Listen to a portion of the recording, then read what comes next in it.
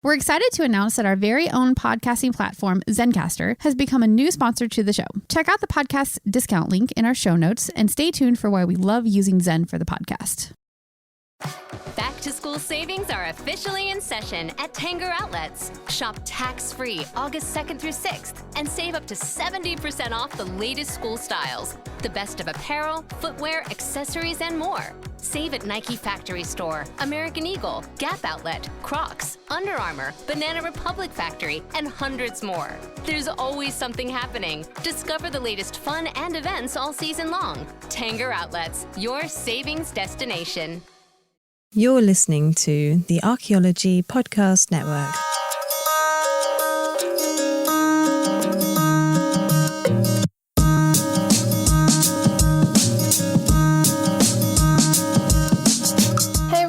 And welcome to another episode of Archaeo Animals, the podcast all about zooarchaeology. I'm your host, Alex Fitzpatrick, and with me, as always, Simona Falanga. And today is the last episode. Real sad, I guess. I don't know how popular this miniseries was, but let's say it was. We'll decide it was very popular, just like our case studies. Absolute faves. Our reality is what we make of it. Anyway, this is the last episode of our time warped miniseries where we were basically going period by period, looking at the zooarchaeology there and how it may or may not have very characteristic things based on the period, all that fun stuff. But yeah, today's the last episode of it, and we are going to talk about the zooarchaeology of the medieval period. Now, right before we recorded, Simona did make a good point that technically there is the post-medieval, but, you know, who wants to do that? Probably a post-medieval archaeologist. Yeah, and you know what? They can make their own podcast. But I guess before we started off, as usual, I guess we'll discuss a bit more about what is the medieval period, because as you'll find out, it kind of depends. Of course it does. Yeah, as I've said in previous episodes, if there's one running theme in this miniseries, it's that everything is arbitrary and subjective. So it's not very cut and dry, and it hurts my brain. And this is actually, while we were working on the notes for this episode, this is something I've literally never thought about. And again, I have just finished a PhD that took my work into the medieval period. So I don't know if that is a sign of me just being good at faking it, or my institution as being bad at catching really bad academics. But either way, because of course we talk about, what is meant by the medieval period in terms of date ranges. And as Alex said, it is very arbitrary because it's something that, various scholars have come up with different dates, and usually they try to go for sort of a very significant event. But of course, you do see that there is such a thing as transitional periods, which I believe are very in archaeology these days. So transitional yes, it is. Because of course, it's not like it gets to a certain time, an exact year on a Wednesday under a full moon, and it's like, okay, it's the medieval period now. We're medieval peoples, everyone. But in terms of the medieval period, even both the start and the end dates of sort of various dates that have been suggested by a variety of scholars. And so, for the start of the medieval period, it can either be the end of the Western Roman Empire, that's around 476 AD, which in a way would make it overlap with the previous episode that we've done on the zooarchaeology of the post-Roman period, because you start to see that distinction now as well. Or another date that's been thrown around is the conversion of the Roman Emperor Constantine to Christianity, which will take us to 312 AD, just much too early, if you ask me. And it's funny to look at these dates because they do vary. It's not necessarily just people saying, oh, if we budget up like a decade or so. We're talking like 100 years. And even more than that, if you ask English Heritage, which marks the start of the medieval period as 1066, after the Normans took over the previously Saxon England. That is, I think, much later than what I would have guessed. Because again, it's something that it very much depends on sort of like the geographical and cultural context of the area that you're looking at. Because yes, once, like the Roman Empire converts to Christianity, there is a major shift that takes place in the Roman period, but then that might not necessarily be the case elsewhere. Now, I think with 1066 is, well, if you allow for that post-Roman period, which you've discussed in the previous episode, sort of like people almost picking up the pieces after the Romans left, the next major shift is the Norman invasion, because that profoundly changes the British Isles. It makes sense sort of as an arbitrary date. So I guess, again, it very much depends. I mean, in Italy, I think it is 476 AD that marks the start of the medieval period with the collapse of the Western Roman Empire. Because again, that profoundly changes what's happening in Italy. You get first sort of the shift between the Western and the Eastern Roman Empire. And that was quite a change in itself. And you do start seeing sort of invasions of various populations coming into Italy. But that all leads up to sort of the major sort of breaking point of 476, where the empire collapses. So it's just all a bit like, oh, what's going on now? That's the professional technical term. So I guess depending on the geographical region you're looking at, different arbitrary dates make the most sense. But I guess because we'll mainly be talking about British zooarchaeology, I guess we'll probably be going with 1066. Yeah, I mean, I know that that date is very specific to England. Again, that's taken from English Heritage, which, if you can tell by the name, is mostly concerned with heritage in England. Just in case you didn't realize that. That never clicked. Oh my. I know. Who would have thought? And also because, otherwise we'll be repeating ourselves from the previous episode. So if you want to, hear about something that isn't Romans, but isn't quite the Normans either, there is a whole episode 38 for you to listen to. There you go. I mean, and then, of course, we get to when does it end? Because it obviously changes as well, depending on who you're talking to, because we can't have nice things, can we? Generally speaking, the end of the medieval period is usually associated with the Battle of Bosworth, which was in 1485. But I believe, Simona, you said in Italy, it's different? Yes, because in Italy, that's what they teach you in school anyway. The end of the medieval period is marked by Columbus's first voyage to the American continent in 1492. To be fair, I've seen that cited elsewhere, so I wonder if it's a wider European notion as well. Well, because it's such, I guess, a long voyage that I've never been attempted before, except it had. Yeah, I mean, opening up a route from the North American continent, or the Americas in general, to Europe is a pretty big deal. Yeah, but that was never been done before. Yeah. Yeah. But I mean, yeah, sure, Columbus, yeah, sure. Yeah, whatever. But I guess because it was such a long voyage, that is a marker for the period of the Renaissance. I guess part of post-medieval period. Yeah, and then, of course, there's other weird things to talk about. What about the Middle Ages? The Middle Ages, I think that was more of the kind of term you would use when you learn about the medieval period in America. Because obviously we really, we did not spend any time at all on anything medieval in the States when it came to learning about world history. I think maybe had one grade year I got to they covered it in class, and that was it. So I think Middle Ages was kind of the term they usually use, and technically it is also the same thing, but then some people use the Middle Ages to refer to the period right before the Renaissance. This period of time is incredibly confusing.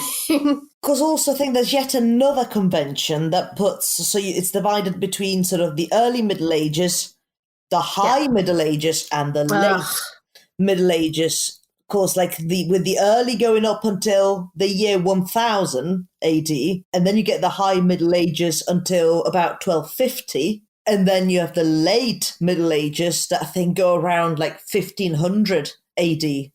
So again, I guess it roughly coincides with the other conventions that we discussed before. Because to be fair, Battle of Bosworth, 1485, voyage to the Americas, 1492, 1500. they're not quite as wild as 312 AD to 1066. So they are a bit closer together. That's fair. Yeah, definitely. I mean, I guess this is something we've also been talking about in this whole series is as we get more and more quote unquote modern, the time periods get shorter. They get a bit more specific. I mean, realistically, we weren't necessarily giving approximate dates down to like 476 in the prehistoric period. Those were way bigger ballparks of dates. But of course, as you get more specific, you end up getting a bit more convoluted in terms of, do we say the medieval period started in 476? Do we say it's 312? Also, what's the real difference? Let's be honest. It had to be on a Wednesday on a full moon. Yeah, because as you said, this isn't something that they had like a New Year's Eve party and woke up the next day in the medieval period, which, to be fair, I think we should do. But, all these periods are just something we're applying from the future or their future to the past. And it is arbitrary because if you went back in time to someone in 476 versus someone in 312 and you were like, oh, do you feel very medieval? They'd be like, are you a witch? You know what I mean? Like, they'd be like, what does that mean? Yeah, no, I mean, they are very much arbitrary dates and terms that is for ease of discussion. So I guess, if I tell you about, something cool they found from a medieval site, instantly sort of roughly which date ranges I'm talking about. Or as we said earlier, there's this Iron Age site. And you're like, oh, okay, so it's within these date ranges. So you have a fairly good idea. So it gives you context.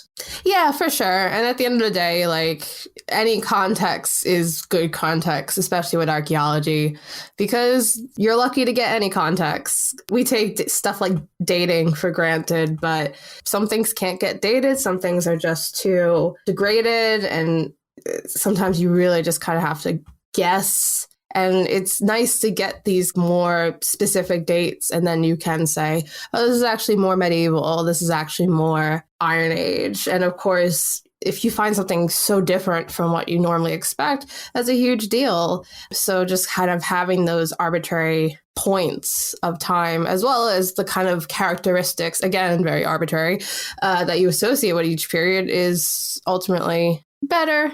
But for people like me who overthink things, it can be a lot to take in. Yeah, because again, as you mentioned before, like the forward we go in time, as everyone must have noticed, the shorter and shorter these sort of time periods are getting. I guess with the advent of the written record as well, we do know a lot more about these populations. So we know more about changes that were profound and otherwise, the profound and the mundane, that we don't know about, say, Iron Age cultures. Yeah, no, exactly. And you have those dates, so you can say, we know that there's a huge change coming with the fall of the Western Roman Empire, and we can start a new period of time from there. Whereas in the Iron Age, we don't have that written record. Everything that we say about the Iron Age, for the most part, is still very interpreted. We don't have written records saying this battle happened at this point. We can kind of infer it based on, slightly older texts that may invoke about a past that is pre-written record. We may kind of get it from oral traditions or monuments and stuff like that, but we don't have the actual information. So we're kind of just guessing and basing it on characteristics of artifacts and traditions that we can interpret from the sites. And this is getting really deep, but I guess it is our last episode for this arc that we're doing, so you might as well. I mean, I guess like what you have to do, like with the absence of a written record, is that you have to group, similarities in terms of material culture and what the settlements look like. And of course, it's never going to be 100% accurate because we're giving these ancient populations names, like the Latin culture. And they're like, we have no idea what they call themselves. It feels kind of rude sometimes. Just this idea, okay, this is your name now. The poor Beaker people. It's because you named it after pots. We didn't actually even like those pots. It's just like one did some zigzags on them and it took off and became a fad and everyone was getting those. It was very annoying. Yeah, but I guess it is ultimately what you have to sacrifice. It's the dream to be able to be so precise and so confident in saying we have absolute proof that, X, Y, and Z happened here. But that's not how archaeology works. So you do have to make these kind of concessions. And sometimes that's just saying, yeah, we're going to just have to group all this together and say this is probably something happening in conjunction with each other as a passed around tradition, as a kind of local stylistic flair. And we don't know that. It could just be one weirdo going around all these sites, dropping off pots that everyone else hates. And they're throwing them in the midden because they're like, we don't want this zigzag pattern. It's awful. And of course, here are we thousands of years later going, oh, it must have been the local wear, the local style. They must have loved this. They must have treasured this. And meanwhile, back then, they're like, that dude is so annoying. And it's the worst. We've told him 10 million times, we don't want your pots. We're going to throw them in the midden, because they called it a midden back then as well. But, again, we don't know. So, and I guess that's kind of the nice thing about archaeology, and something I like as someone who makes mistakes all the time, is that it's full of mistakes. The whole idea of archaeology is working on past preconceptions and making them more and more refined. So I look forward to someone who looks at my work in 10 years, 20 years and goes, she was absolutely wrong. This is actually more accurate, because that's a good thing at the end of the day. It just moves forward, and at the end of the day, it's the study of people made by people. Yeah. But yes, as I said, just arbitrary terms all around, but it just makes it easier to discuss things. Yeah, our jobs are already really hard. Okay. Well, I mean, I don't excavate anymore, but other people's jobs are really hard already. So you might as well take it slightly easy when you can. Yeah, I don't either. I've also hung up my trowel, so. Yeah, we shouldn't bury our trowels. I don't know. I don't know where I was going with that. I did some digging a couple weeks ago. It was good fun. Oh, we have one person who's still digging. Do you want to award? I mean, I'll tell you how kind of out of it I was. I did 2 days barely at the weekend, and after my hands, my knees were so sore. I was like, oh God, I am really not cut out for this. So anybody in the field, I feel you doing an amazing bang up job, because I don't know if I could do it. So just want to say you're doing a great job. Yeah. Couldn't do this without you. And as we, salute our comrades in trowels and trenches, which would be a great title for a podcast, just putting it out there. Someone send me 50 quid for that. I think we'll take a break. Chris Webster here for the Archaeology Podcast Network. We strive for high-quality interviews and content so you can find information on any topic in archaeology from around the world. One way we do that is by recording interviews with our hosts and guests located in many parts of the world all at once. We do that through the use of Zencastr. That's Zencastr. Zencastr allows us to record high-quality audio with no stress on the guest. Just send them a link to click on, and that's it. Zencastr does the rest. They even do automatic transcriptions. Check out the link in the show notes for 30% off your first 3 months, or go to zencastr.com and use the code ANIMALS. Shop Plato's Closet tax-free August 2nd through 4th for back-to-school styles. We sell the trendy, gently used styles you need to make a difference in the world and in your wallet for back-to-school shopping. Save up to 70% off regular retail prices by choosing recycled styles. Save even more when you shop tax-free this weekend. Make a change that others can respect and repeat. Shop Plato's Closet in North Charleston and West Ashley this year for your back-to-school looks. Plato's Closet, located in West Ashley on Sam Rittenberg Boulevard and North Charleston on Rivers Avenue. Back to school savings are officially in session at Tanger Outlets. Shop tax-free August 2nd through 6th and save up to 70% off the latest school styles. The best of apparel, footwear, accessories, and more. Save at Nike Factory Store, American Eagle, Gap Outlet, Crocs, Under Armour, Banana Republic Factory, and hundreds more. There's always something happening. Discover the latest fun and events all season long. Tanger Outlets, your savings destination. And we're back with Archaeo Animals. We are talking about the zooarchaeology of the medieval period or the Middle Ages or whatever you want to call it. It's apparently fair game. but we will be talking a bit more about what was actually happening in the medieval period and kind of what we were saying in the previous segment. As we get into these later periods, things are getting a bit more finessed and intricate, and we see that with the crafts and industries for sure. Yeah, I guess it's a bit more streamlined, isn't it?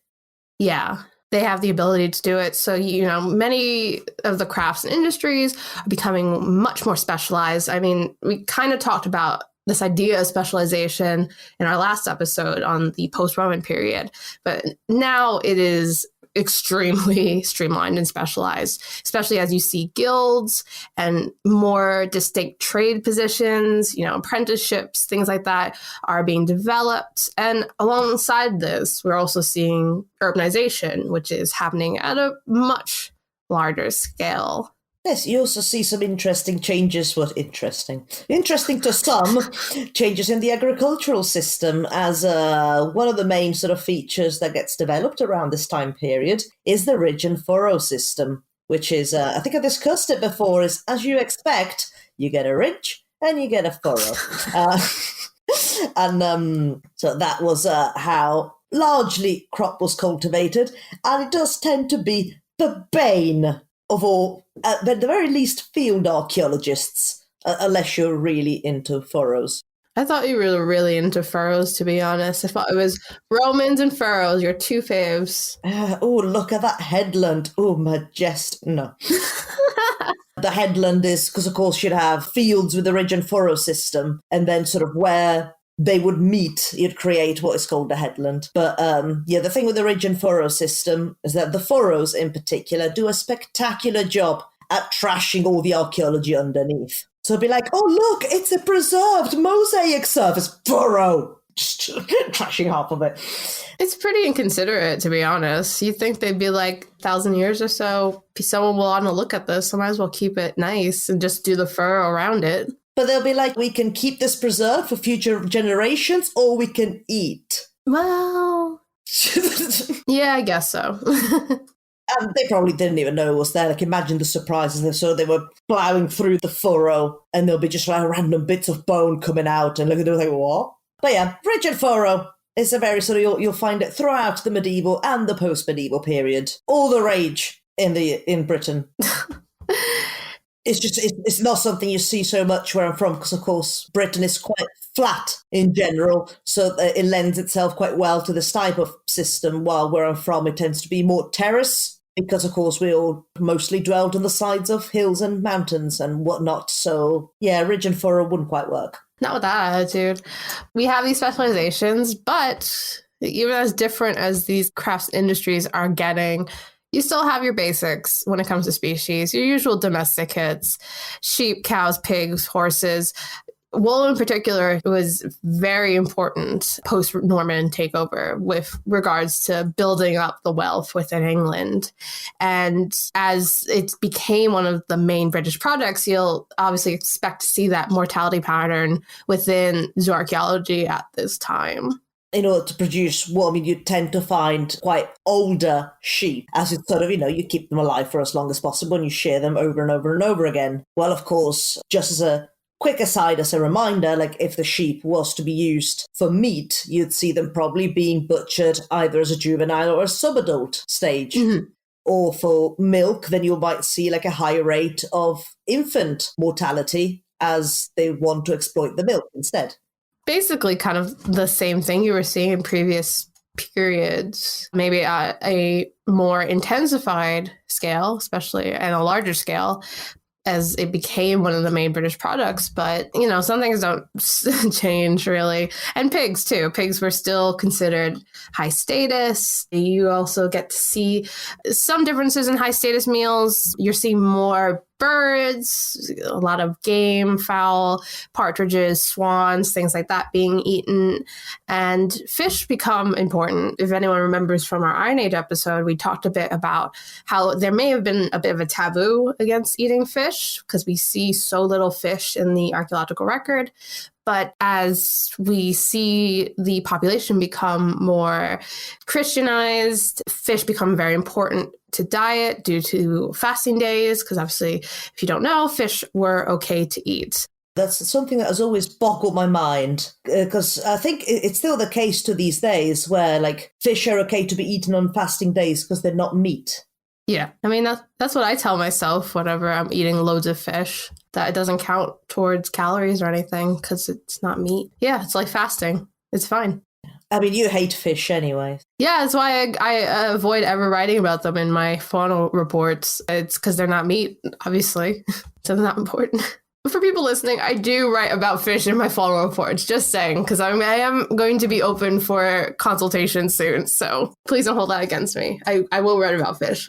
I mean, also, we do see, as you said before, we do see an increase sort of in fish consumption in the medieval period. So, of course, some of that might be due, of course, to, like rules around religious fasting days. But also, like, you seem to see a shift in terms of what kind of fish is being consumed as to what sort of before around the 11th century. You tend to see a lot more freshwater fish being consumed. That kind of gets replaced by marine fish instead, which, I mean, it could be due to a number of reasons that have been argued by just as many scholars. Because, I mean, like, overfishing is one of the main ones, pollution of the habitat of freshwater species, as well as fishing restrictions. And I mean, like, we'll get into that a little bit more as well when we get to hunting. But of course, laws start to get introduced which forbid people from fishing from certain ponds and water sources, because it's something that's very much sort of relegated to the upper classes. So in a way, freshwater fish becomes high status. Yeah, it is really interesting how, and this is something that begins to become more apparent and more of a factor, although it could have also been a factor in the past, but we have more proof of it in text for these later periods. The idea of having laws that literally change the way our archaeological contexts end up being. Because obviously, if you do have laws forbidding or restricting fishing, then it's going to completely change your average, midden and things like that. And it's something that I think, especially as someone who mostly does prehistoric archaeology, you never really think about. And like I said, obviously that could be something that we're just not really seeing yet doing prehistoric archaeology, but it's much more of a force in these later periods and much more of a factor to consider when you're looking at the composition of zooarchaeological assemblages. Yeah, because also like it links back to like how we mentioned that there's a lot more birds, but like game birds, like partridge and swan and such, that do tend to be more high status, again, because laws were also introduced in terms of hunting. So where people of lower classes could no longer go around and catch their own food. No, that was something for the upper classes to go have some fun and ride their horse and go, la, la, la, la, la, la, I'm hunting all the animals, as you do. So there was very much hunting going on, which I guess we can roughly divide between sort of a hunting of edible and inedible prey. So the first being sort of for food and the second for sport, but arguably both for sport because you can. Because medieval upper class. So, of course, in terms of edible, the main ones that come to mind are deer and wild boar. Speaking of deer, we see a second introduction of the fallow deer. Our fave, or one of our faves. During the Norman period. I mean, as we've discussed to no end at the risk of sounding like a broken record, but we do know, thanks to some really good research put forward by Naomi Sykes. We love you, Naomi. There was a first introduction of fallow deer during the Roman period, which sort of like the numbers dwindling as the Romans left, population likely not large enough to sustain itself. We do see a second reintroduction of the fallow deer by the Normans, again, probably much like the Romans, going like, oh, no, I hunt fallow deer back home, not this red deer thing. So over the fallow deer comes back, largely kept in deer parks, owned by the upper classes who would hunt them for food and probably sport because they can. And it is actually from this deer that our current population descends. Yeah, all thanks to upper class snobbiness. But one thing that I guess they did that wasn't so good was overhunting the wild boar to extinction. Yeah, so on one hand, you have the creation of a huge population of species, and on the other hand, you have the destruction of a species up until extinction. But you need to balance things, it's an exchange. Here comes the fallow deer, wild boar. I mean, the wild boar technically doesn't go extinct until the 1600s, I believe. That takes us into the post-med period. But still, it was hunted in likely very large numbers. So by the time you got to the post-medieval period, there probably weren't enough to sustain a healthy population anyway. And then they just got obliterated because it's just, we're going to see a lot of this trend. Yeah, well, it's that exorbitance, that excesses that you get as you become a very highly stratified society. And at least the boars will always be remembered in that I do have a 5th century boar skull in my office right now. And I also have it tattooed on my arm. So I represent them and remember them. Oh. But yeah, we will see that a bunch. But, it's not all bad. Wild boars are back in the British Isles. No one meant for them to be, but they are back. And they will take their revenge. Because wild boars are very angry animals. They will take their revenge. I think they've already started to. Anyway, we also have the inedible. So the ones that are mostly hunted for sport. I mean, technically you could probably hunt some of these for their hides, but they're just hunting them because they're a bunch of rich meanies, because this list includes foxes, badgers, and otters. So why would you do that? Exactly. Why would you do that? It's extremely, I get it. I would have been part of medieval PETA, I think. So we've gone from insulting fish to insulting the medieval gentry. You know what? I don't feel bad about insulting the medieval gentry, to be completely honest. Now, there's a special mention, wolves, which kind of fall into both categories because they were often hunted for fur, but they were also hunted for more of a important reason for protecting your livestock. At least that's how they saw it. And you've guessed it, they get also hunted to extinction. Oh, wow. And you know what? There's another one coming up. Bears also went extinct. We did it, folks. Good job. Just obliterated all of the wildlife. Now enjoy that blue tit. That's sound. I mean, as you can tell, I don't know if you've noticed, hunting was basically an upper class thing at this time. And it also included the use of tamed/domesticated animals. That includes horses, dogs, and falcons and hawks, which are obviously becoming more of a thing around this time. So, man, cruelty knows no bounds in the medieval period, and it's going to get worse. Because we got to talk about the exotic creature trade, at least briefly. As we get to the medieval period, the trade routes are starting to open up. We're starting to see more exotic creatures. Now, we've talked a little bit about exotic creatures. Actually, we talked a lot about exotic creatures back in our episode about them. I don't think we talked as much, though, with regards to exotic creatures in the medieval period. But basically, they were being bought and put in menageries and zoos, and they included creatures such as monkeys, camels, lions, leopards, all things like that. And as you know, that probably went over really well. They were definitely treated with respect in the medieval period. Sure. Whatever helps you sleep at night. Yeah, I mean, I didn't add it to our show notes, but I also saw that in medieval France, they would put animals on trial in the medieval period. And there's this pretty gnarly picture someone drew at the time, not now, at the time, of a monkey being punished with the death penalty in France. For what crime? I don't remember what the crime was, but this was the thing that was happening with exotic creatures, it seems like. What heinous crime might have this poor... Who knows? But we can end on a nicer note. Yes, maybe it's the one that went lost. We talked several episodes ago about, I think that was sort of in the Roman period, of that landlord that told sort of his servants to make sure that no one climbed the walls into his house, and told him, I will not accept any excuses, just I've lost my monkey.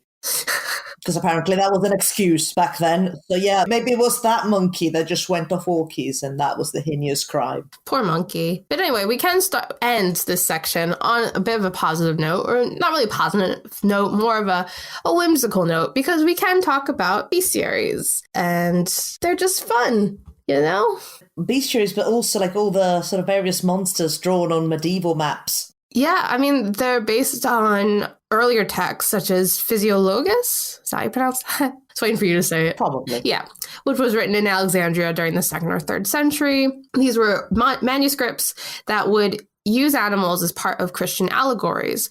But more importantly, especially for us looking back at them, they included descriptions of the animal as well, with some pretty hilarious illustrations most of the time, because all this stuff was based on word of mouth or other written texts. A lot of the people who were writing these bestiaries weren't traveling. So they would hear third hand, fourth hand, what, say, a lion looks like.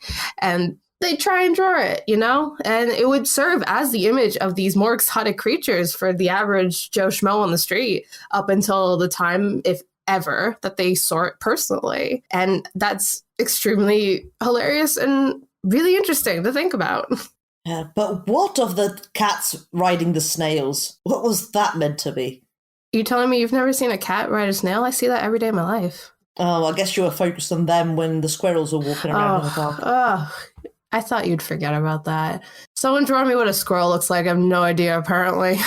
Anyways, I mope about that. We'll take a break. I'll return with the case studies, which will be squirrel-free.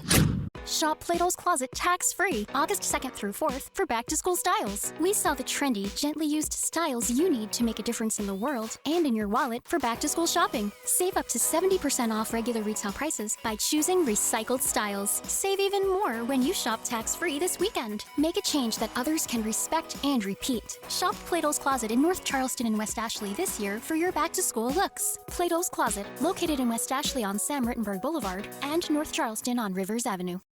Back to school savings are officially in session at Tanger Outlets. Shop tax-free August 2nd through 6th and save up to 70% off the latest school styles. The best of apparel, footwear, accessories, and more. Save at Nike Factory Store, American Eagle, Gap Outlet, Crocs, Under Armour, Banana Republic Factory, and hundreds more.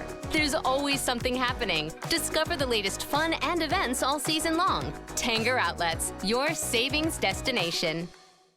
And we're back with our favorite part of Archaeo Animals, except it's only us that say that and no one else who listens to our podcast. But it's the case studies. I feel like it's probably someone's favorite, so it tracks. Seriously, we're fishing for this compliment. Like, someone, please. Just say it. Just say it. Say it now. You don't even have to mean it at this point. No. Just say it out loud while you're listening to this episode at this point. Say, my favorite part of the show is the case studies. You are correct, Simona and Alex. And it'll validate us, and that'll be great. And I'm fishing for more validation because our first case study is, again, my PhD. And I promise this is probably the last time I'll mention it, at least in this detail, because as we draw further and further away from me completing this PhD, I will probably start to forget what actually was in the PhD, but we might as well talk about it now. So yeah, we did talk about it actually in our previous episode, but it's a weird one. So I figured we should talk about it again because it's not just later prehistoric.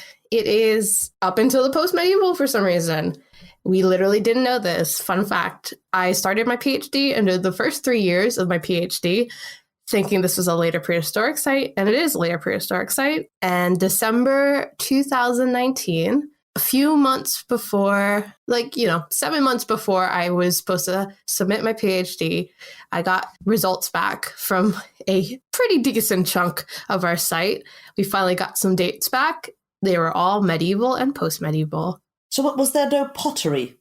No, there's very few pottery in these sites. It's mostly organic material. So, and then I cried. It's like all the C14 came back and it was like, Literally they sat me down and went, don't panic. And I was like, well, that's a great way to get me to start panicking. It turns out fine. If anything, there's some stuff that I kind of wish I had more time to work on, because obviously I spent 3 years of my life studying the later prehistoric and getting very familiar with that. And as you've seen with this series, the later prehistoric and the medieval period are extremely different in a lot of ways. So it was definitely an interesting time. But turns out it was very fascinating part of my PhD, so kind of worth it in the end. Probably the more interesting part in total. Well, I guess it's quite good for the purpose of the case studies as well. You get to see the site evolving. So as we're talking about how there's differences in the way the animals are exploited throughout time periods, to have sort of a particular site as a control almost, it's quite interesting.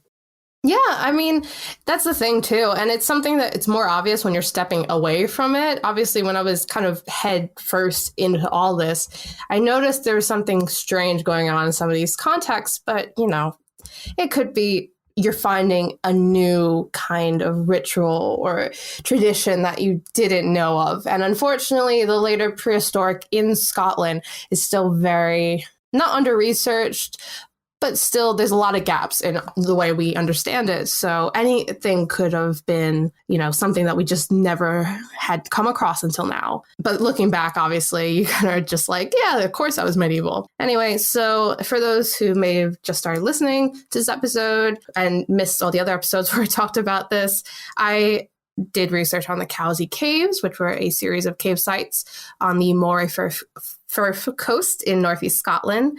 It's a very strange assemblage of human and animal bones, likely funerary rites and rituals happening, and it spans the Neolithic to the post-medieval. At least that's what we know right now. Because the other thing is that our research is very preliminary. This was like the first real excavation and analysis work. 5 years down the line, someone else excavating that could come up with even more dates in either direction. And like I said, this medieval part was a huge surprise. But anyway, it turns out to be an extremely interesting surprise. So it had the smallest amount of anthropogenic modification among all the phases. All these other phases, the late Iron Age, the Bronze Age, you saw so much bone being butchered. And that kind of connected to this idea of, you had probably funerary traditions going on, you had ritual consumption of food, but now we're not getting anything. So prior to knowing this was a medieval part of the cave, I would have just assumed nothing was going on here. But it had the most amount of faunal bone identified, and a lot of it was probably natural deposits, because these are cave sites. You're seeing birds and little critters go in. But there was actually a lot of domesticates as well, including probably the most interesting one was crane. I remember my supervisor coming in after excavation, handing me a baggie with a bone in it saying, "Oh, we found human." And I looked at it and was like, that's a big bird bone. Because it's like a foot long, this crane tibia. And it wasn't a complete tibia either. And I can understand why you'd think it's human, but it was a really big crane. So you have some really weird stuff going on here. Fish included cod, halibut, herring, wolffish, saithe, gurnard. Bird included domestic fowl, crane, of course, goose, puffins, great auk, wood pigeons, cormorants, Manx shearwaters, herring gulls, curlew. 65% of the assemblage was bird. And then your mammals, you had cattle, pig, sheep/goat. I didn't differentiate. There was too much going on. Red, fallow, and roe deer. Canids and felids, which we weren't sure if they were wolves and wildcats or domesticated dogs and domesticated cats. Hare, gray seals. It was literally, I thought this was like a petting zoo. It's just too much going on. And the crane was its own interesting thing, as it was in a feature that contained human teeth and pottery. But earlier pottery, like early Bronze Age pottery. And there were no butchery marks, though. So was it a ritual deposit? Was it not? Domestic fowl was often used in medieval folk rituals. So we ended up with two weird interpretations, but are kind of cool.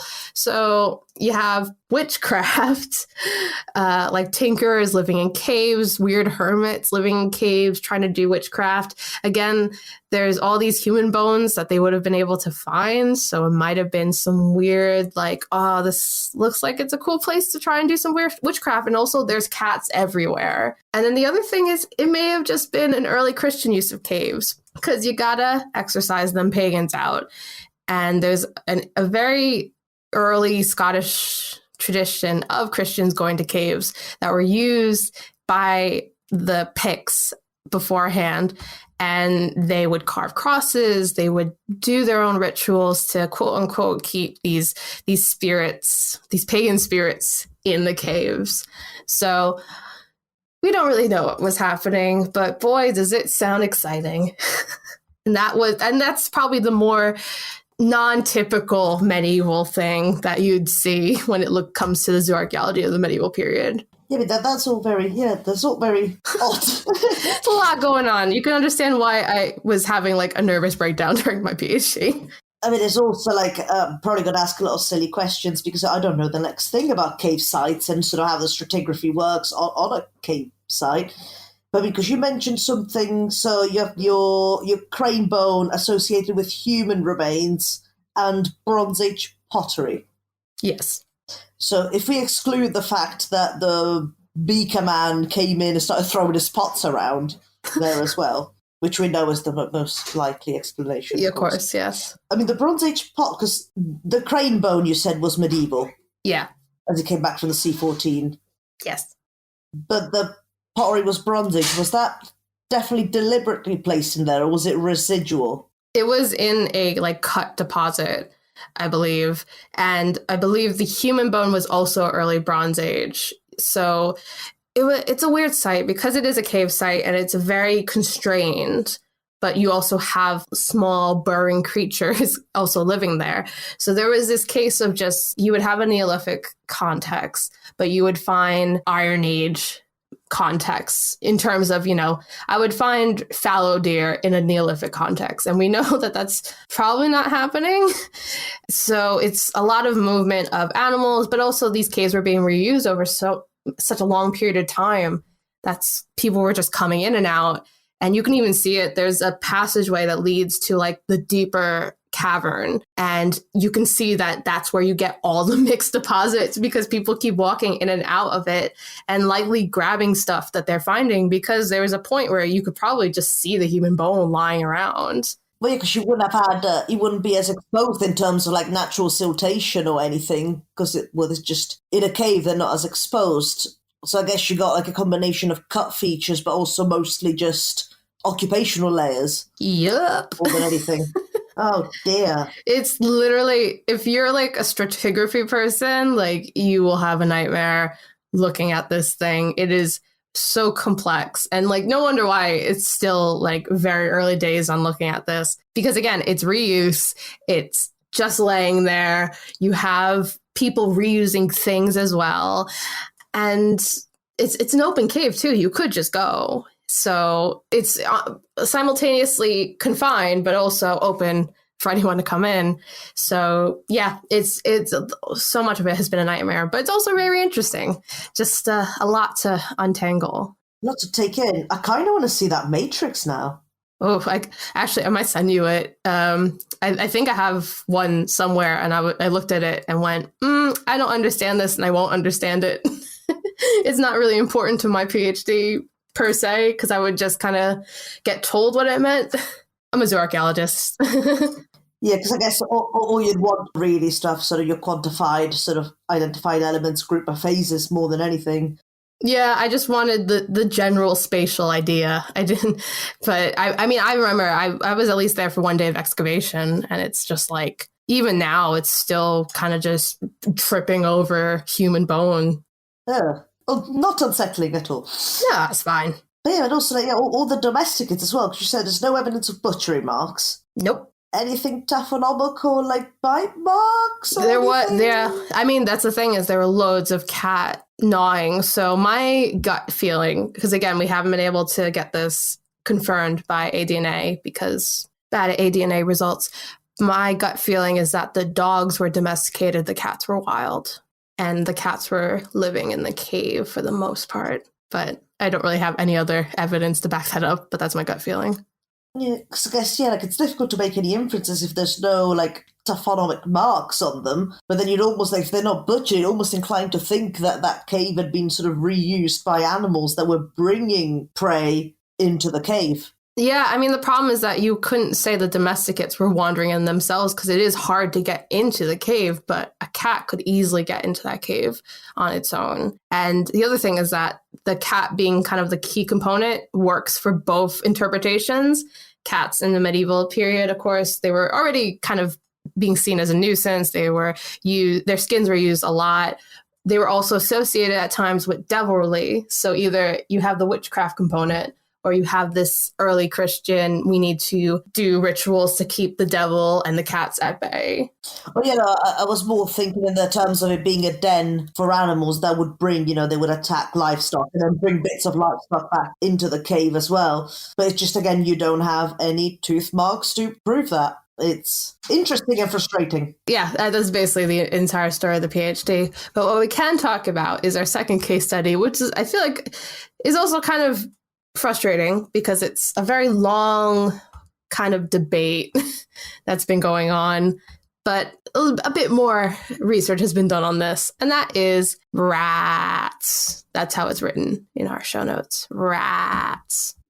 Like 6 rats. Oh no, that's way more than 6. 2, 3, 4, 5, 6, 7, 8 A's. And we are going to dedicate this section to David Orton because he is the rat man. Literally, he is at Medieval Rats, I believe, and is currently doing a lot of this, preliminary work on black rats in Europe and the black rat introduction. This is cutting edge. Yeah, there's some very recent references that you've managed to put together for this one. Preprints. We never use preprints on this show, but gosh darn it, we're going to use it for this. Which is funny because this is something I think everyone kind of knows as like a theory, but there is still very recent research being done on it, which is if you ask someone about rats, like in history, they'll probably bring up the plague. As you do. And I guess it's one of those cases, yeah, but kind of, but also no, but yeah, no.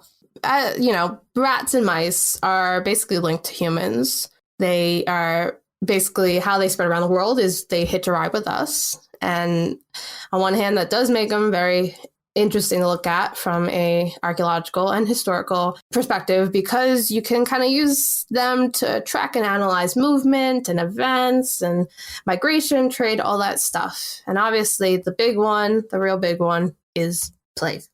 Rats, I guess, and mice as well, are sort of a species that we like to call commensals, how it is you pronounce it, because they do dine at a table. Not that we particularly want them there, but I guess we do. They share the same living space as humans. Yeah. They're not quite like synanthropic species that couldn't survive without humans, but we're sure quite handy to have about. Exactly. That makes sense. They'll probably be just fine without us, but they're even better if we're about, eating our grain and pooing on our saucepans and... Yeah, exactly. And all that. Not just the cheese, that's a stereotype. Not just the cheese. Don't go for anything. They're not fussy. But of course, black rats, which I guess is what we'll mainly focus on in this case study, in Europe at least, are mostly linked to the development of urban settlements and trade routes. So of course we see several sort of introduction events, if you will, or moments at which the population is highest.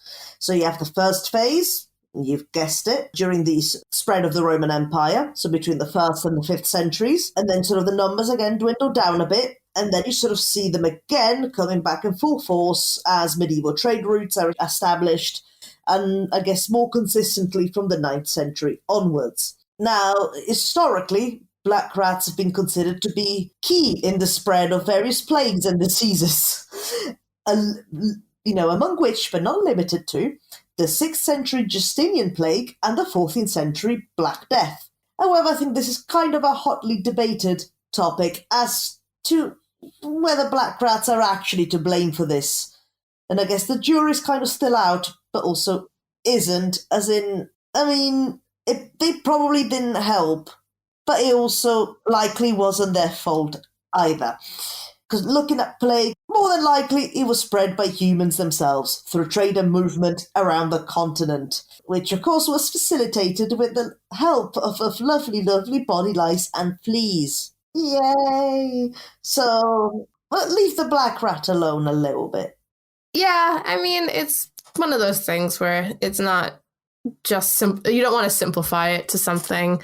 And obviously, and unfortunately, I think a lot of this kind of misconception of black rats being to blame for something like the Black Death has resulted in kind of some very negative feelings about rats to begin with, which we see today in terms of seeing them as very unclean and plague-ridden and things like that. Which they're not. No, they're not. Most of the rats are not unclean. Yeah, it's humans that are the disgusting creatures of the earth that we should be concerned about, as we've seen in recent times, let's be real. And as we've seen in this entire episode. Yeah, it was probably the medieval gentry that brought the Black Death, let's be real. That's my hot take. There you go. Change my mind. Yeah. But if you were wondering where black rats originally came from, because of course that ain't Britain, it is they were likely from Southeast Asia, and so they came sort of into the Mediterranean and then spread some more through Roman expansion, as we discussed, and then later in medieval expansion, urbanization, and creation of further trade routes. Ain't that just the way? And I think that ends our Time Warped series, our mini-series, and this episode. Hopefully you enjoyed this little mini arc thing that we did. I think we have another one coming up, so if you didn't enjoy it, well, tough. Don't know what to tell you. You get another one. You get another one, which you'll see, I guess, in a couple episodes, I think. You have a break before then, so you can listen to the next couple episodes and then stop listening. It'll probably be next year anyway. Yeah. But seriously, though, don't stop listening because we need your support. We would like it if you would like and subscribe to our podcast. You can find us on Twitter at Archaeoanimals. We're also on Facebook. And tell your friends, tell your family, all the other fun stuff. Now you have a perfectly good little mini-series to introduce them to the podcast as well, which is nice, I think. So, anything else, Simona? No, just yet. Tell everyone. Tell the little black rat that lives somewhere in your garden, and tell the Beaker man that walks around with all his stuff. But don't tell the fish. Don't tell the fish. I think they'll be most offended. The complaints will go flying. They can't fly, so who cares? But as always, I'm Alex Fitzpatrick. That's Simona Falanga. And bye.